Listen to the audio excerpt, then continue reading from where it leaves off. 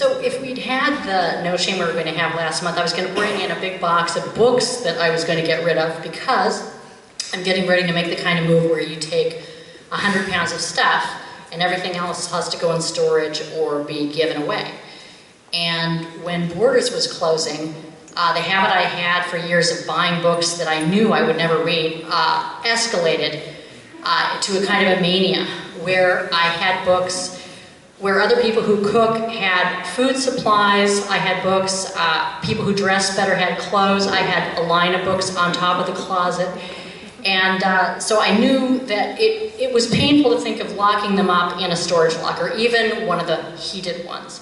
So, and the kind of books I had, I mean, they really were interesting at first glance. And if you saw them, you'd think a person who read all those books is quite an intellectual, but actually I've read like the first 10 pages of most of the books written in the past 200 years. And then after that, but these are the kind of books I had, like I had literally the history of the phone book, and I picked it up before I gave it away this time to see if I could restore the magic that made me want to buy it in the first place. But it was like listening to somebody, the people who pride themselves on being able to memorize many decimals of pi, and it was like listening to recitation of that, so that went.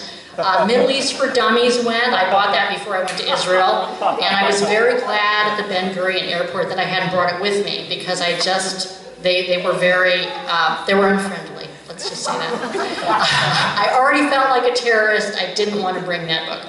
So, I had a book about oysters, eels, the history of salt, women in the Middle Ages.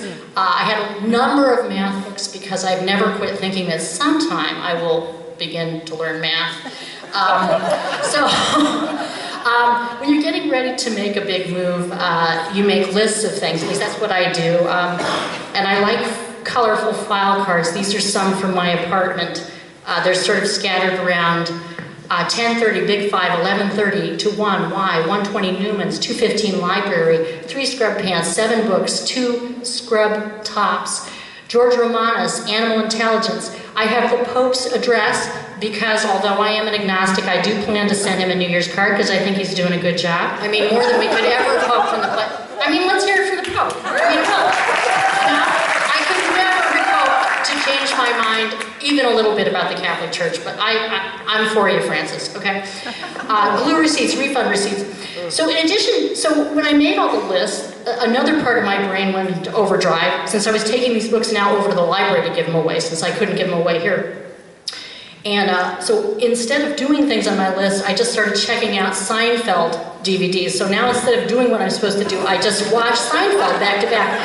And I literally, in the middle of Seinfeld's run on TV, I had to give away my TV because I had turned into the kind of person who would go to work, go to school, and then plan everything around watching certain shows, which, and I'd like to say I became a mentally healthier person because of that, but that didn't evolve after that. But, and another reason I have for going to the library all the time to get DVDs I shouldn't be watching is because of my imaginary relationship with somebody who works at the library.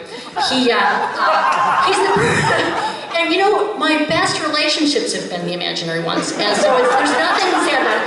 He's the person who issued me my library card when I first came to Eugene 7 years ago.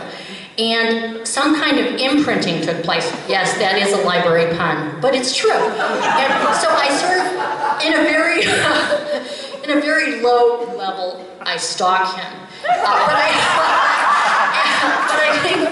But the thing is, it would take another 7 years here in Eugene for me even to make eye contact with him. That is how shy I am. So anyway, here's one book that survived, didn't quite make it over to the library yet. It's How to Dunk a Donut. It really teaches you the physics of everyday life. And I did get far enough to learn how to dunk a cookie without having the cookie dissolve. What's the best way? You'll find out if you pick this book up as you leave. It'll be on the table. Please don't interrupt the performance to get this book, no matter how much you want it. Okay, good night.